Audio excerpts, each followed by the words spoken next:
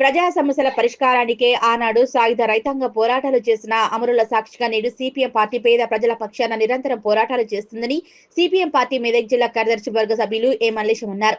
శనివారం సిపిఎం 4వ మహాసభల సందర్భంగా సంగారెడ్డిలో నిర్వహించే భారీ బహిరంగ సభను సిపిఎం పార్టీ నాయకులు బైక్ ర్యాలీగా మెదక్ జిల్లాలోని కొల్చార మండలం రాంపూర్, కిస్టాపూర్, పోతంశెట్టిపల్లి మీదుగా రంగంపేటకు చేరుకున్నారు. ఈ సందర్భంగా సిపిఎం పార్టీ కార్యదర్శి వర్గ సభ్యులు ఏ మల్లేశం మాట్లాడారు. మెదక్ జిల్లాలోని కామ్రేడ్ కేవల్ కిషన్ పొలంపల్లి సమాధి వద్ద ప్రారంభమైన బైక్ ర్యాలీ చినశంకరంపేట, కొల్చార మండలాల మీదుగా వెళ్తూ జోగిపేట నుంచి సంగారెడ్డికి చేరుతుందన్నారు. సిపిఎం తెలంగాణ 4వ మహాసభల సందర్భంగా రాష్ట్రంలోని ప్రజా సమస్యలపై చర్చించుకోవడం జరుగుతుందని తెలిపారు. సాయుధ రైతాంగ పోరాటంలో అనేక మంది ప్రాణాలు త్యాగాలు చేశారని, అమరుల సాక్షిగా అమరవీరుల జ్యోతిని ప్రారంభించడం జరిగిందన్నారు. దేశ రాష్ట్ర సమస్యల మీద పోరాడడంతో దేశవ్యాప్తంగా చర్చ సాగుతుందని తెలిపారు.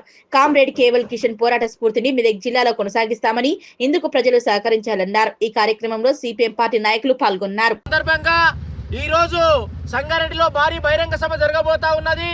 ఈ బహిరంగ సభలకు అమరవీరుల యొక్క స్తూప జ్యోతులు వెళ్తున్నాయి. ఒకటి వీరభైరాన్పల్లి సిద్దిపేట జిల్లాలో స్టార్ట్ అయింది. రెండవ యాత్ర మెదక్ జిల్లాలోని కామ్రేడ్ కేవల్ కిషన్ సమాధి పొలంపల్లి దగ్గర ప్రారంభమైంది.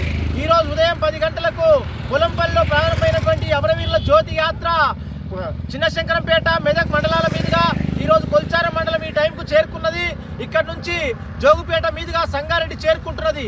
యాత్ర యొక్క లక్ష్యం సిపిఎం తెలంగాణ రాష్ట్ర మహాసభల్లో ప్రజా సమస్యల మీద చర్చ జరుగుతున్నది. ఈ చర్చకు యొక్క సారాంశం ఏంటంటే, ఆనాడు తెలంగాణ సాయుధ రైతాంగ పోరాటంలో అనేక మంది ప్రాణత్యాగాలు చేస్తే వాళ్ళ యొక్క సాక్షిగా ఈ పోరాటాలు జరుగుతున్నాయి. రేపు రాబోయే రోజుల్లో తెలంగాణలో మొత్తం దేశవ్యాప్తంగా ఉన్నటువంటి సమస్యల మీద, రాష్ట్ర సమస్యల మీద పెద్ద చర్చ జరగబోతున్నది. కామ్రేడ్ కేవల్ కిషన్ యొక్క పోరాట స్ఫూర్తిగా మెదక్ జిల్లాలో కూడా ఈ పోరాటాన్ని కొనసాగిస్తామని చెప్పి ఈ అమరవీరుల జ్యోతిని ప్రారంభించడం ప్రజలందరూ సహకరించాల్సిందిగా విజ్ఞప్తి చేస్తున్నాం.